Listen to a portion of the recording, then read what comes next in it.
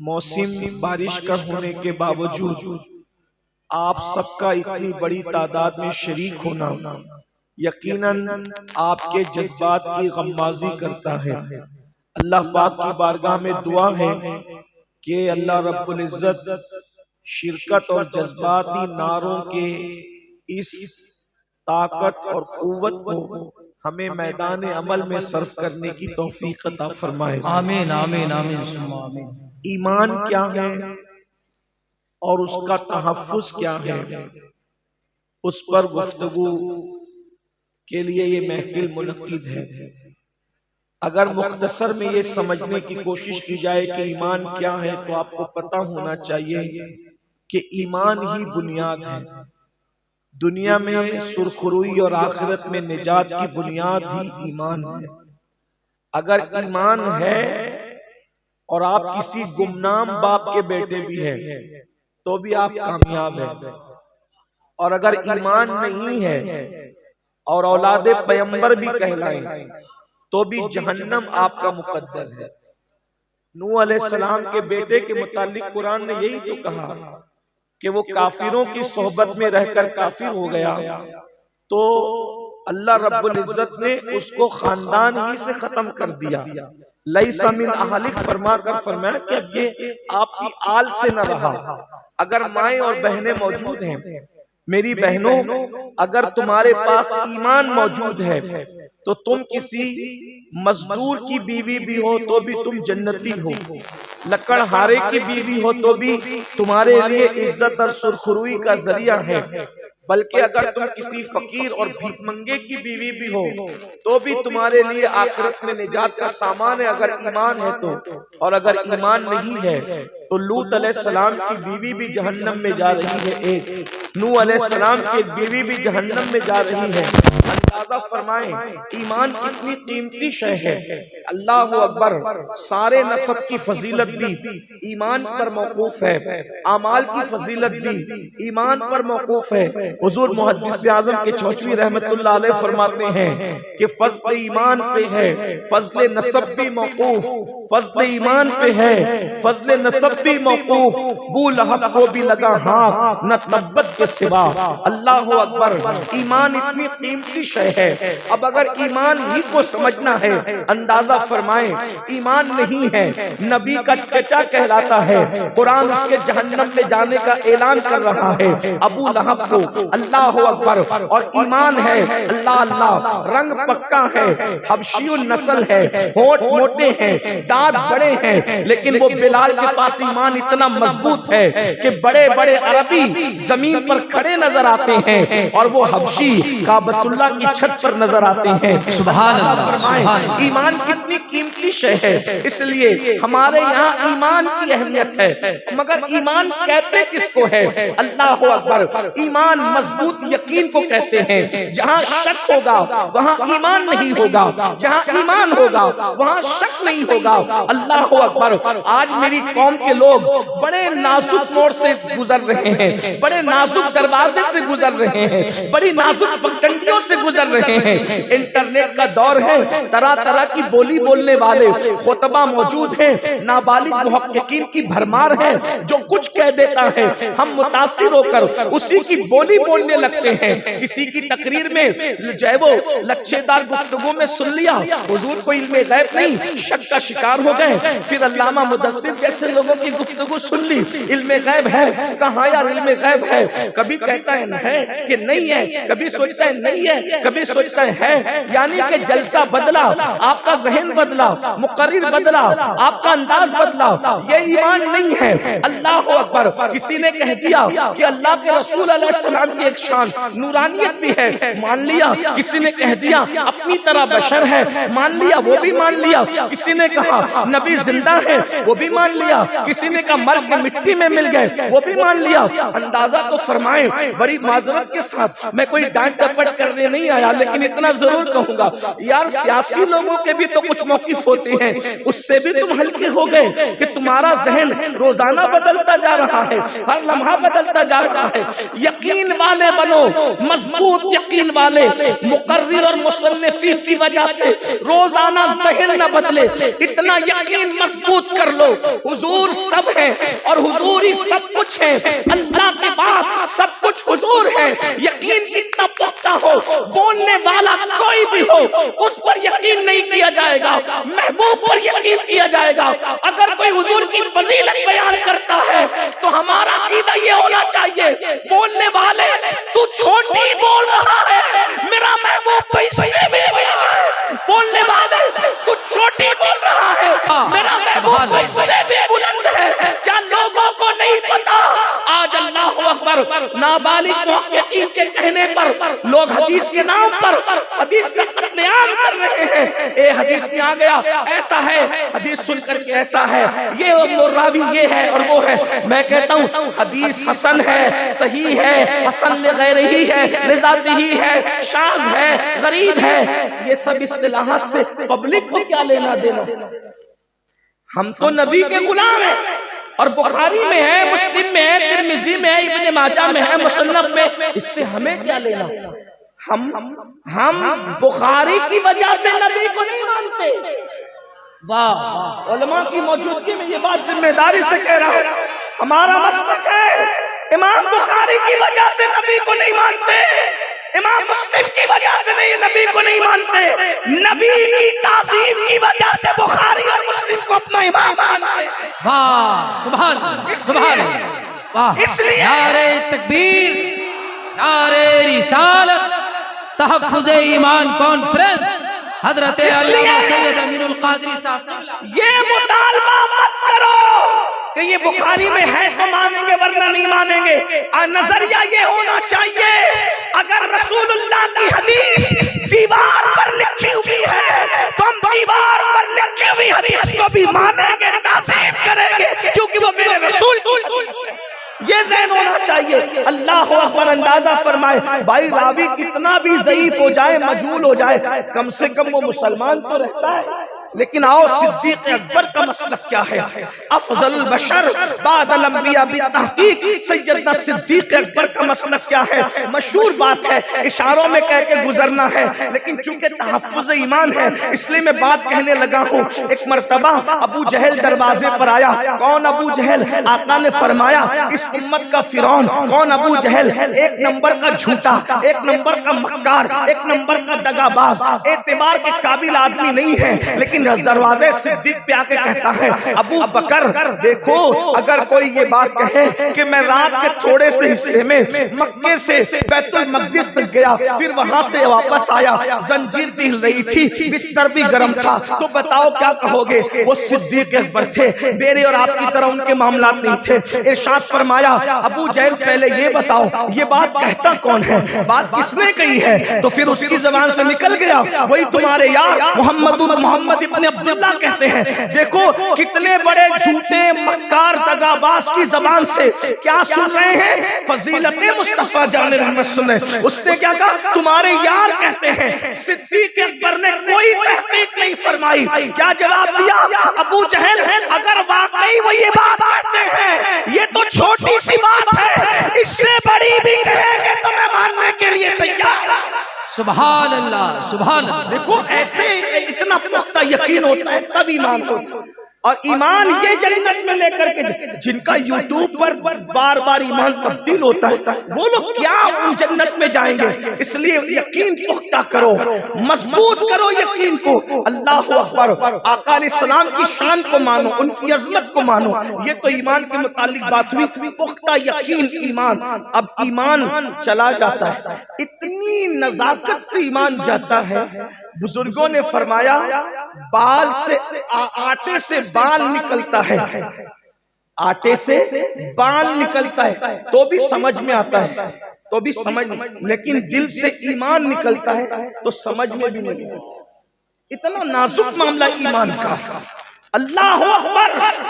اب ایمان کا تحفظ کرنا ہے تو صرف بد مذہبوں کے معاملات نہیں ہے جو میں نے شروع میں ذکر کر دیا، ان کے اپنے معاملات تو ہیں، ہمارے بعض اعمال بھی ہمارے ایمان کے لیے خطرناک ہیں، ہمارے بعض اعمال اس پہ بھی توجہ ہونی چاہیے۔ آقا علیہ السلام نے فرمایا کچھ لوگ صبح اس حال میں کریں گے کہ مومن ہوں گے، شام ہوتے ہوتے کافر ہو جائیں گے، شام اس حال میں کریں گے کہ مومن ہوں گے، صبح ہوتے ہوتے کافر۔ کیسے؟ اب آپ کو میں کچھ باتیں بتاؤں جس کی طرف ہماری توجہ کم ہے یا بالکل نہیں ہے۔ دیکھو، اسلام دشمن طاقتیں جانتی ہے کہ جب تک تم مومن رہو گے، توجہ سے سننا، اگر آپ واقعی سننے سمجھنے کے لیے بہت اچھے سے سن رہے ہیں ماشاءاللہ، میں آپ کو کیا نام دوں کہ اتنی بارش کے باوجود بھی آپ آئے، یقیناً یہ آپ کے جذبات ہیں، اللہ آپ سب کو سلامت رکھے، یہ کمیٹی کے لوگ جو جماعت رضا مصطفیٰ کے لوگ، اللہ ان سب جوانوں کو سلامت رکھے، اللہ ہمارے ان سب علماء کو سلامت رکھے۔ لیکن توجہ فرمائے، بہنیں موجود، دنیا جانتی ہے جب تک ان کے پاس ایمان رہے گا ان کو کبھی شکست نہیں دی جا سکتی۔ یاد رکھنا، ایمان وہ ہتھیار ہے جو صرف مومنوں کے پاس اور کسی کے پاس، اور ایک بات یاد رکھنا، ہر ہتھیار والا شکست کھا سکتا ہے مگر ایمان والوں کو شکست نہیں دی جا سکتی جب تک ان کا ایمان نہ چھینے۔ میں ایک مثال آپ کے سامنے رکھتا ہوں، بدر میں 313 ایمان والے ہیں اور 1000 بے ایمان ہے، فتح کس کی فتح ہوئی؟ 313 ایمان والوں کی فتح ہوئی، صرف 8 لوگوں کے پاس تلواریں تھی، 8 لوگوں کے پاس، 8 لوگوں سے زیادہ کے پاس تلوار نہیں تھی، اس میں بھی کسی کے پاس ٹوٹی ہوئی ہے، کسی کے پاس زنگ آلود ہے، کسی کے پیٹ پر اللہ اکبر بھوک کی وجہ سے سلوٹیں پڑی ہوئی ہے، بھوکے پیاسے، لباس بھی ان کے پاس مکمل نہیں مگر دلوں میں ایمان تھا۔ 1000 لوگوں کو دھول چٹائی، احد کا وہی حال، خندق کا وہی حال، خیبر کا وہی حال، کربلا میں دیکھ لو 72 مضبوط ایمان والے ہیں، اللہ اکبر، اور 22,000 کا لشکر مشکوک طبیعت کے لوگ ہیں، ان مشکوک طبیعتوں پر جو حاوی ہوئے ہیں وہ 72 مضبوط ایمان والے حاوی ہوئے ہیں۔ اندازہ تو فرمائے، دنیا جانتی ہے کہ ایمان کی طاقت وہ طاقت ہے کہ سارے ہتھیار کی طاقت اس کے سامنے زیر ہے، کوئی کام نہیں آ سکتا، اس لیے وہ ہمارا ایمان چھیننا چاہتے ہیں۔ عبداللہ نام تو ہو، عبد الرحمن نام تو ہو، غلام مصطفیٰ نام تو ہو، عبد المصطفیٰ نام تو ہو، مگر تمہارے پاس ایمان نہ رہے، ایمان کا طوطا اڑ جائے۔ آج جب میں آپ کو بتاؤں اب ایمان چھیننے کے لیے ظالموں نے کیا کیا، فلمیں ایجاد کی گئی، ڈش ایجاد کیے گئے، گانے ایجاد کیے گئے، اور بڑی شرارت کے ساتھ اس میں کلمات کفریہ کی آمیزش کر دی گئی، کلمات کفریہ اس میں ملا دیے گئے۔ اللہ اکبر، پھر کیا ہوا؟ اللہ اللہ، ہمارے علماء سے پوچھیں، یہاں مفتیان کرام اگر اہل افتاء موجود ہیں وہ یقیناً میری بات کی تصدیق کریں گے۔ شارح بخاری علامہ شریف الحق امجدی صاحب رحمت اللہ تعالی علیہ سے پوچھا گیا، اگر کسی گانے میں کلمہ کفریہ موجود ہو اور کوئی بندہ اس کو خوش رہ کر کے سنے، یعنی راضی رہ کر کے سنے یا راضی رہ کر کے گنگنائے تو کیا ہوگا؟ تو علامہ نے جواب دیا وہ کافر ہو جائے گا، اسلام سے نکل جائے گا، اس کی بیوی اس کے نکاح سے باہر ہو جائے گی، اگر مرید تھا تو بیعت بھی اس کی ختم ہو گئی۔ یہاں تو بہت کود کود کر کہتے ہو ہم تاج الشریعہ کے مرید ہیں، ہم حضور امین ملت کے مرید ہیں، ہم تو امین شریعت کے مرید ہیں، ہم قادری ہیں، برکاتی ہیں، رضوی ہیں، اشرفی ہے، مداری ہے، وارسی ہے۔ میں نے کہا ایمان کا طوطا اڑ گیا تو رہ کیا گیا؟ بتاؤ کتنے لوگ ہیں جن کے کان گانوں کی آواز سے محفوظ ہے؟ مجھے بتاؤ کتنے کان ہیں جو گانے نہیں سنتے، کتنے کان ہیں جو گانوں سے محفوظ ہے؟ شارح بخاری کا فتویٰ بھول گئے، شارح بخاری نے اپنی طبیعت سے نہیں اسلام کے اصولوں کے مطابق دیا، کلمات کفریہ کوئی راضی رہ کر کے سنے، کلمات کفریہ پر کوئی راضی رہا، سنا یا گایا، وہ کافر ہو گیا۔ اب بتاؤ مجھے، اللہ اکبر، تحفظ ایمان صرف اسی کا نام ہے کہ ہم جلسے میں نعرے لگا کر کے چلے جائیں؟ کتنے اشعار تم نے سنے ہیں اپنے من میں ٹوٹ کر، باجا سراغ زندگی تو اگر میرا نہیں بنتا نہ بن، اپنا تو بن۔ مجھے بتاؤ ایمان کا تحفظ کیسے ہوگا؟ جو قوم کانوں کے دروازے پر ایمان کا سودا کر چکی ہو، جو قوم کانوں کے دروازے پر ایمان کو فروخت کر چکی ہو وہ قوم کس طریقے سے ترقی پا سکتی ہے، وہ قوم کس طریقے سے کامیاب ہو سکتی ہے۔ اللہ اکبر، بلال حبشی کو پیٹا جا رہا ہے، اتنا پیٹا جا رہا ہے کہ اللہ اکبر سینے پر پتھر ہے، نیچے گرم ریگزار ہے، اور جب پیٹا جاتا ہے کہا جاتا ہے بلال نیکی کبھی پرانی نہیں ہوتی۔ ایک بات میں اپنے علماء کے سامنے سبق سنانے کی نیت سے عرض کروں، اگر کافر بھی نیکی کرے اللہ اس کی نیکی کا صلہ اس کو بھی دیتا ہے، اگرچہ دنیا ہی میں دیتا ہے مگر دیتا ہے، آخرت میں نہ دے یہ اس کا عدل ہے، اس کی شان ہے، لیکن کافر کو بھی اس کی نیکی کا صلہ عمر کی درازی کی شکل میں، راحت کی شکل میں، روزی کی شکل میں صلہ ملتا ہے۔ البر لا یبلا، نیکی کبھی پرانی نہیں ہوتی، والذنب لا ینسا، اور گناہ کبھی بلایا نہیں جا سکتا۔ اگر معصوم سے بھی اجتہادی غلطی ہو جائے تو اللہ رب العزت کسی نہ کسی انداز میں اس پر بھی وہ اپنی شان کے مطابق شفقتوں والا پیار بھرا عتاب ضرور فرماتا ہے، اس لیے کہ وہ بہت غیور ہے، بہت غیور ہے۔ کسی سے بھی گناہ ہو جائے گناہ کی سزا اس کو مل کے اتنی سی بھی سزا ملے گی کہ اس کا چراغ گل ہو جائے گا مگر اس کو سزا ملے گی۔ اس کو فاروق اعظم نے کہا یہ سونے سے لدی ہوئی خوبصورت لڑکیاں کس کی ہے؟ کسی نے کہا نو شیروان کی پوتیاں لگتی ہے، یزدجرد کی بیٹیاں لگتی ہے۔ آپ نے فرمایا لے جاؤ انہیں بیچ دو۔ مولائے کائنات نے فرمایا کہ امیر المومنین یہ بڑے گھرانے کی ظاہری بڑے گھرانے کی بیٹیاں ہیں تو ایک کام کرتے ہیں، اسلام یہ کہتا ہے کہ دنیاوی جس کی عزت ہو اس کی عزت کا خیال رکھا جائے، تو ہم لوگ ان کو ایک کام کرتے ہیں اپنے پاس رکھ لیتے ہیں، ایک کو ابو بکر صدیق کی بہو بنا دیتے ہیں، ایک کو عمر ابن خطاب کی بہو بنا دیتے ہیں، اور ایک کو میں اپنی خود کی بہو بنا لیتا ہوں۔ اور پھر فاروق اعظم کو مشورہ پسند آیا تو کیا ہوا، حضرت عبداللہ ابن عمر کے نکاح میں ایک بیٹی ان کی دے دی گئی، اور پھر حضرت محمد ابن ابو بکر کے نکاح میں ایک بیٹی دے دی گئی، اور امام حسین کے نکاح میں ایک بیٹی دے دی گئی۔ عبداللہ سے بھی بیٹا پیدا ہوا، ان کا نام سالم رکھا گیا۔ محمد بن ابو بکر سے ایک بیٹا پیدا ہوا، ان کا نام قاسم رکھا گیا، اور امام حسین سے جو بیٹا پیدا ہوا اس شہزادے کو امام زین العابدین کہا گیا۔ اب آپ سے پوچھنا چاہتا ہوں، نو شیروان نے کوشش نہیں کی، یزدجرد نے کوشش نہیں کی، کس چیز کی کہ میری بیٹیاں اتنے بڑے گھرانوں کی بہو بنے، صدیق اکبر کی بہو بنانے کی کوشش نہیں کی، فاروق اعظم کی بہو بنانے کی کوشش نہیں کی، رسول اللہ کی بہو بنانے کی کوشش نہیں کی۔ یار وہ کافر لوگ تھے، پھر ان کی بیٹیوں کو ایمان بھی ملا اور اتنے بڑے گھرانے کی بہو بھی بن گئی بغیر محنت کے، بغیر کاوش کے، بغیر کوشش کے۔ وجہ کیا تھی؟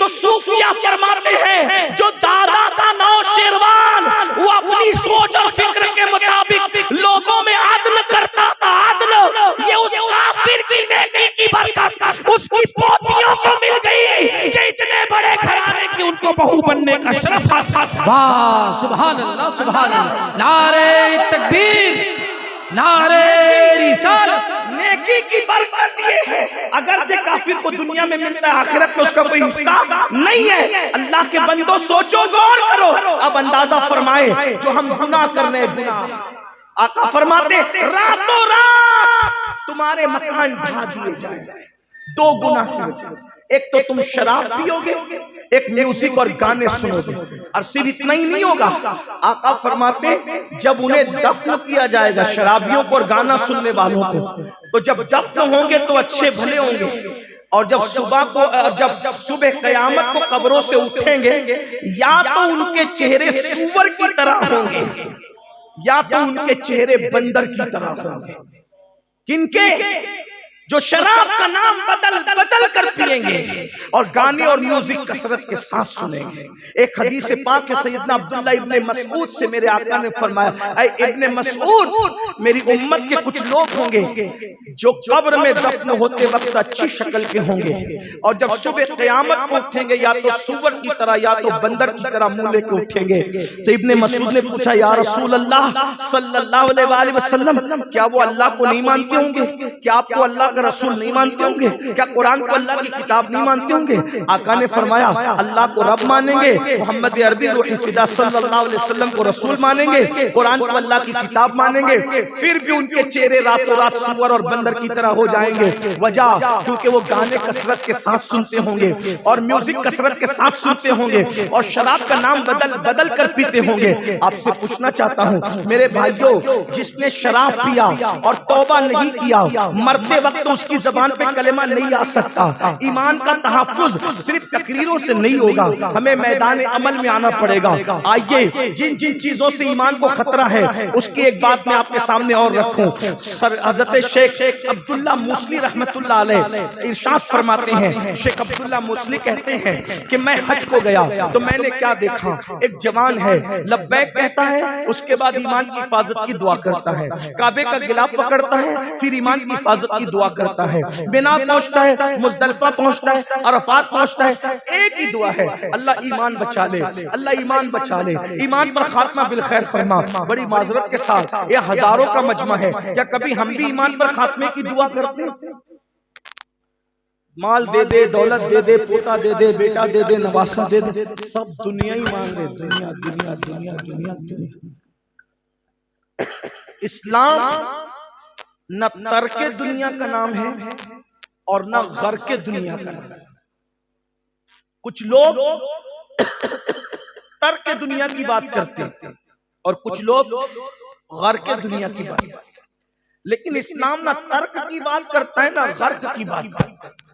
اسلام اعتدال کا مذہب ہے، وہ کہتا ہے کماؤ اور زکات بھی دو، اس لیے زکات تو وہی دے گا جو مالدار ہو۔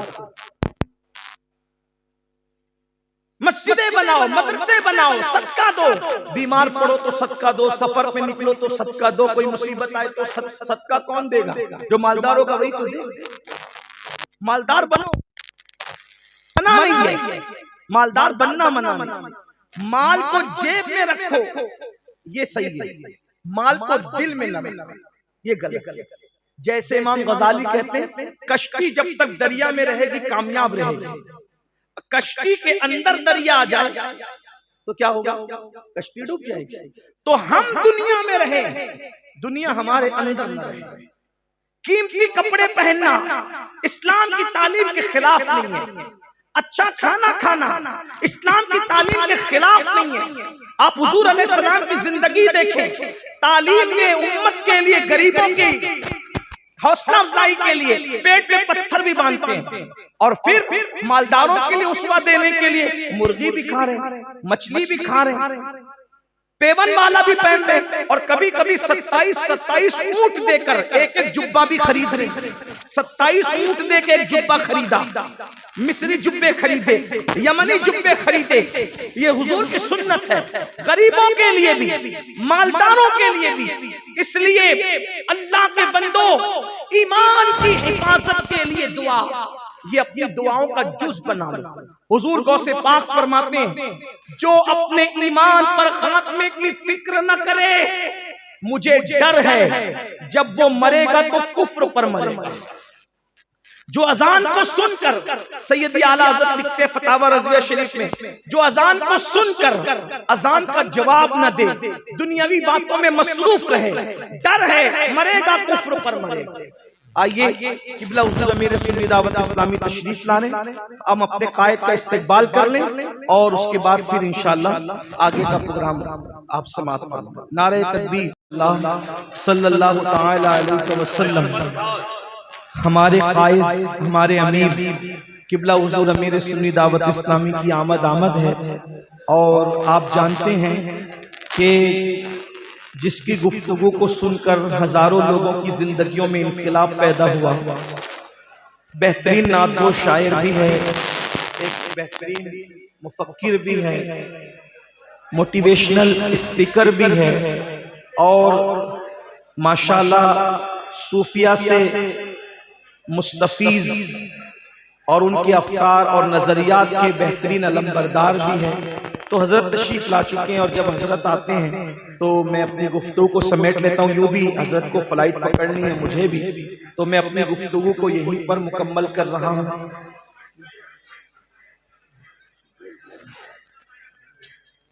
تو حضرت تشریف لا چکے ہیں. میں گفتگو کروں گا تو شاید آپ حضرات کو وہ جو ہے وہ غذا ملنی چاہیے جو وہ نہیں مل سکے گی، کیونکہ جس وقت سورج نکلتا ہے تو تارے بھی اپنی آپ کی چمک کو سورج کے پردے کے پیچھے سے چھپا لیتے. جو تارے ہوتے وہ تو جو چراغ بھی نہ ہو تو ان کی کیا حیثیت ہو سکتی ہے.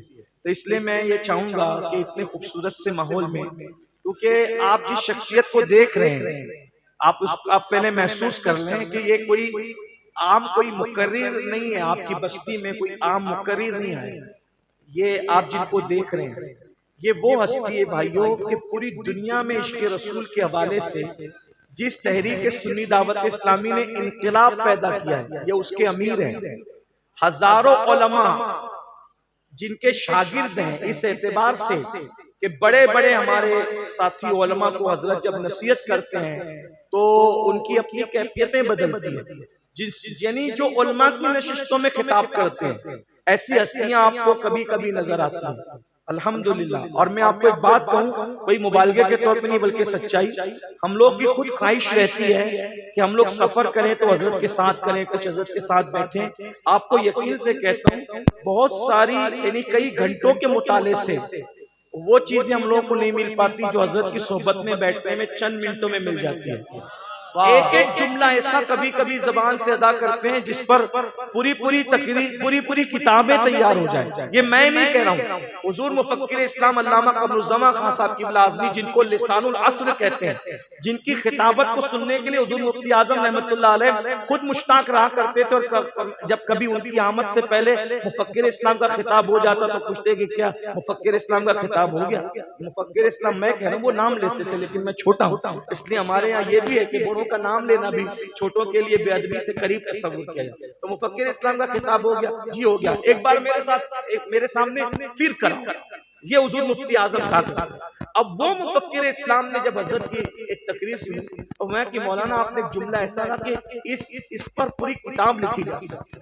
یعنی حضور میں شاگردوں کی بات مبلغین کی بات نہیں کر رہا ہوں، اتنا بڑا مفکر کہ کئی بر اعظموں تک جس کی خدمات کا دائرہ دینی خدمات کا وسیع ہے ان کی زبان، اور بھی بڑے بڑے بزرگوں نے اس طرح کی بات کی. آج آپ کی بستی میں وہ خطیب آئے، صرف خطیب نہیں ہے پوری تنظیم الحمدللہ، بلکہ جماعت اہل سنت جس پر ناز کرتی ایسی شخصیت ہے. آپ حضرت کو سنیے، میں بات کروں گا تو بہت یعنی کہ اتنا آپ کو یعنی کہ غذا آپ کو نہیں مل سکے گی، اور میں تو اس بستی میں پھر کبھی نہ کبھی آتا جاتا رہتا ہوں.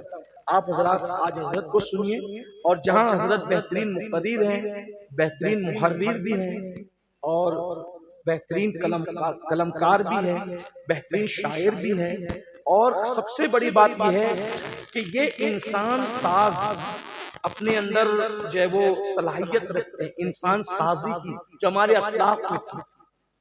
یہ انسان شناس بھی ہے اور انسان ساز بھی ہے. اس دور میں کئی ہم جیسے گرے پڑے لوگوں کو جن میں کوئی صلاحیت نہیں، آج ہم جو آپ کی ٹوٹی پھوٹی خدمت کرتے ہیں یہ اسی مرد کلندر کی تربیت کا نتیجہ ہے، جو ہم لوگ جو ٹوٹے پھوٹے انداز میں آپ کی خدمت کرتے ہیں. تو آپ سے میں چاہوں گا کہ آپ بہت اچھا سن رہے ہیں، مزید سنیں، کیونکہ حضرت کو میرے خیال سے مولانا سیف صاحب نے جو مجھے بتایا کہ 6 بجے کی فلائٹ ہے اور کلکتہ سے، تو ظاہر سی بات ہے خطاب بھی ہونا ہے، صلاۃ السلام بھی ہونا ہے، پھر نکلنا بھی ہے. تو میں وقت نہ لیتے ہوئے تو جب پانی آ جائے تو اس لیے میں اپنے گفتگو سمیٹتے ہوئے، ہمارے ناظم صاحب بہت اچھی نظامت کر رہے ہیں ماشاءاللہ. تو اگر آپ کی حق تلفی نہ ہو تو آپ کی اجازت لے کے میں حضرت کو مائک دے دیتا ہوں تاکہ ٹائم بچ جائے اپنا. تو میں 4 مصرے دعائیہ مصرے پڑھتا ہوں، آپ سب اس پر آمین کہیں اور آپ سب سنیں. ہو سکے تو موبائل جیب میں رکھ لیں، کیونکہ جب وہ اتنے سارے کیمروں سے بیان ریکارڈ ہو رہا ہے. اگر آپ کو بیان ہی چاہیے تو اس کے ذریعے آپ کو مل سکتا ہے. جب آپ خود ریکارڈ کر رہے ہوتے ہیں تو آپ کی توجہ ریکارڈنگ کی طرف ہوتی ہے، آپ حاضر ہو کر بھی غیر حاضر رہتے ہیں. اور اس سے بڑی محرومی کی کوئی بات نہیں کہ حاضر ہو کر آدمی غیر حاضر رہے. بلکہ اب تو جلسوں کا نہیں، سنہری جالیوں کے سامنے بھی یہی حال ہو گیا ہے. ویڈیو کیمرہ چالو کر کے بیوی کو بتاتے ہیں حضور کو سلام کر لو، وہ سمندروں پار سے سلام کر رہی ہے، حاضری دے رہی ہے. اور یہ کتنا بڑا محروم ہے محروم زمانہ اس کو کہیے کہ یہ حاضر ہو کر بھی گئے. اندازہ فرمائے تو یہ کیمروں نے ہمیں کہاں تک پہنچایا اور ان موبائلوں نے ہمیں کہاں تک پہنچایا. سوچو کہ کیا ہو گیا. ضرورت کے مطابق استعمال کرو. کبھی وہ دعائیں جو قسمتیں بدلتی تھی, بزرگوں سے مل کر دعائیں لیتے تھے, اور وہ فوٹو جو چند مہینوں تک کے موبائل میں سنبھال کر بھی نہیں رکھ سکتے, اس کے چکر میں دعاؤں کو بھول رہے ہیں. تو اللہ کے بندوں کم سے کم کچھ خیال, آپ جو کرتے ہو محبت میں کرتے ہو, اس کی قدر ہے, لیکن کم سے کم کچھ سکھانا ہمارا بھی تو فریضہ ہے. اس لیے میری گزارش ہے موبائل رکھ دو, چین سے سنو, سکون سے سنو, اور جب بیان مکمل ہو جائے, آپ میں سے بہت سارے لوگ جنہوں نے ابھی تک کسی شیخ طریقت کے ہاتھ میں ہاتھ دے کے مرید نہیں ہوئے, تو آپ کے لیے اچھا موقع ہے. کوئی حکم نہیں ہے, کوئی زبردستی نہیں, اگر آپ کا دل چاہے تو میری آپ سے گزارش ہے کہ ایسی شخصیتیں کبھی کبھی ہمارے علاقوں میں آتی ہیں, تو جن کو اپنی فکر نہیں بلکہ اپنی قوم کی فکر ہوتی ہے, دین کی فکر ہوتی ہے, جو اپنا کچھ بنانے کی بجائے دین کا بنانے کی کوشش کرتے ہیں. ہمارے قائد وہ ہیں الحمدللہ, کئی اسکولیں, کئی مدارس حضرت کی قیادت و سیادت میں جاری و ساری ہے. جب ہم نے مالیگاؤں میں انگلش اسکول قائم کیا تھا, ایک بہت بڑے ڈاکٹر صاحب نے آ کر کے مجھ سے کہا کہ یہ مولویوں کو انگریزی تعلیم کا کہاں سے سوج گیا. تو میں نے کہا کہ ہمارے قائد, ہمارے امیر نے حکم دیا, اس لیے ہم نے اسکول قائم کیا. تو انہوں نے ایک جملہ کہا کہ جو چیز شاہ جہاں کو نہیں سوجی ہے وہ چیز مولانا شاکر کو سوجی ہے. کاش کہ یہ بات شاہ جہاں کو سوج جاتی تو ہندوستان کا نقشہ کچھ اور ہوتا. تو یعنی کہ جن اسکولوں سے الہات پھیلانے کی کوشش کی جا رہی ہے, ہمارے امیر نے یہ نعرہ دیا انگریزی تعلیم دو لیکن عشق رسول کے ماحول میں, اور الحمدللہ وہ چل رہا ہے. تو میری گزارش ہے سنیں, اور بیان کے اخیر میں آپ حضرات بیعت ہوں تو آپ کے لیے بہت زیادہ بہتر ہے انشاءاللہ. کسی گانجا پینے والے, کسی چرسی, کسی دل کی نماز کی دعوت دینے والے سے بہت اچھا ہے کہ ہم ان علماء کے ہاتھ پر بیعت ہوں, تاکہ ہماری دنیا اور آخرت دونوں سمجھ جائیں. 4 مصرے پڑھتا ہوں, اپنے ناظم کی طرح تو نہیں پڑھ سکوں گا, لیکن دعائیہ مصرے ہے. تو میرے عہد کی تصویر ہے میرے قائد, تو میرے عہد کی تصویر ہے میرے قائد, افق افق پہ لکھی ہے حکایتیں تیری, غبار شہر پیمبر کی سر پہ چادر ہے, فلک کو چھونے لگی ہے یہ عظمتیں تیری, کسی کی جے وجے ہم کیوں پکارے, کیا غرض ہم کو, ہمیں کافی ہے سید اپنا نعرہ بلند کرے. نعرہ تکبیر, نعرہ تکبیر, نعرہ رسالت, نعرہ رسالت. حضرت کا خطاب صاحب.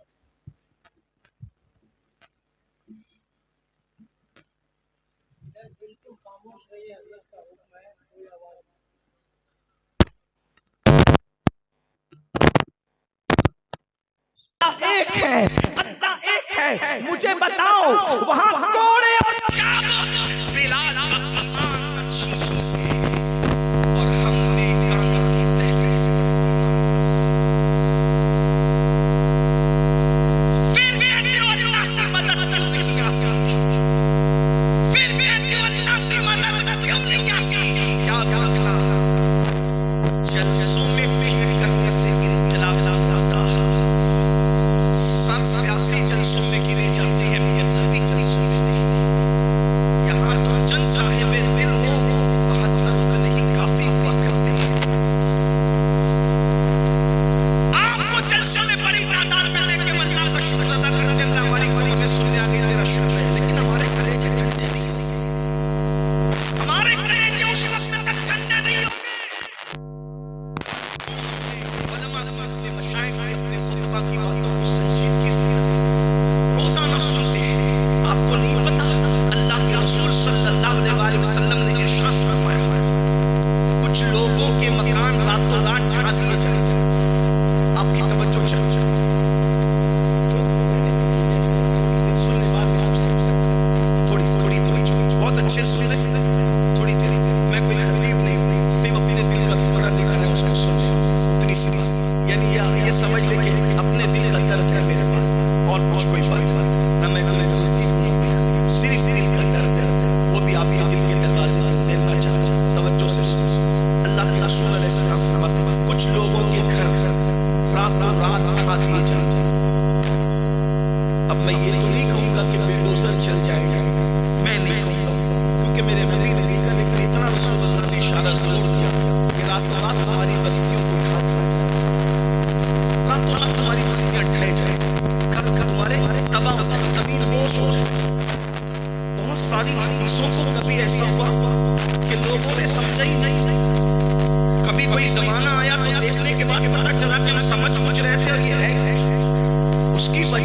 یہ حضور کی حدیث ہے. ایک بات اچھی طرح یاد رکھنا، حضور علیہ السلام کا کلام ہر دن نیا ہے، اور اتنا نیا ہے کہ جو جس نگاہ سے دیکھے اس کو وہ سارے انوار اور تجلیات کی بھائیوں، وہ سید الفصحاء ہے. فصحاء سید الفصحاء، فصحاء کے سردار ہیں، اور ان کے آگے عرب کے فصحاء کی کیفیت کو میرے امام یوں بیان کرتے ہیں، فصحاء عرب کے بڑے بڑے تیرے آگے نچے، کوئی جانے منہ میں زبان نہیں بلکہ جسم میں جان نہیں. جب وہ جانے کائنات کلام کرتے ہیں تو بڑے بڑے فصحاء کی کیفیت یہ ہوتی ہے کہ وہ سر کا اشارہ کرنا بھی بھول جاتے ہیں. ان کی فصاحت و بلاغت کا عالم یہ ہے، اللہ اکبر، کیونکہ وہ اپنی مرضی سے کبھی کلام کرتے ہی نہیں، زبان ان کی ہوتی ہے، کلام خداوند قدوس کا ہوتا ہے. کیا فرمایا؟ راتوں رات تمہارے مکان ڈھا دیے جائیں گے. میں سمجھتا ہوں کہ ہر محدث نے اپنے دور میں الگ الگ تشریح کی ہوگی، لیکن ہندوستان میں اس کی تشریح کو آنکھ سے دیکھ سکتے ہیں. راتوں رات تمہارے مکان ڈھا دیے جائیں گے.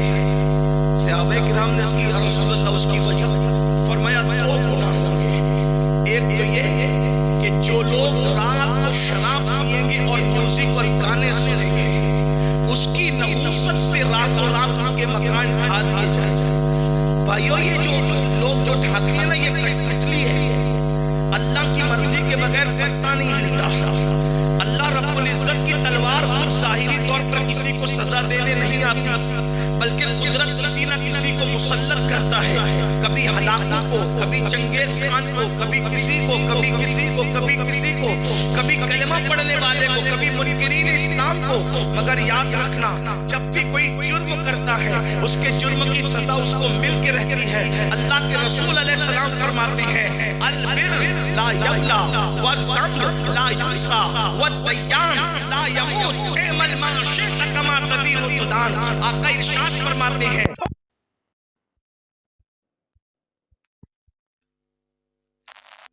وبارک علی سیدنا مولانا محمد ماتم الجود والکرم وآلہ الکرام اجمعین. صلاۃ و سلام علیک یا جد الحسن والحسین. چراغ کے گل ہونے کی شکل میں، کھجلی آنے کی شکل میں، آنکھ بھڑکنے کی شکل میں، درد سر کی شکل میں، بیماری کی شکل میں، کسی نہ کسی شکل میں اس کے گناہ کی سزا اس کو مل کر رہے گی.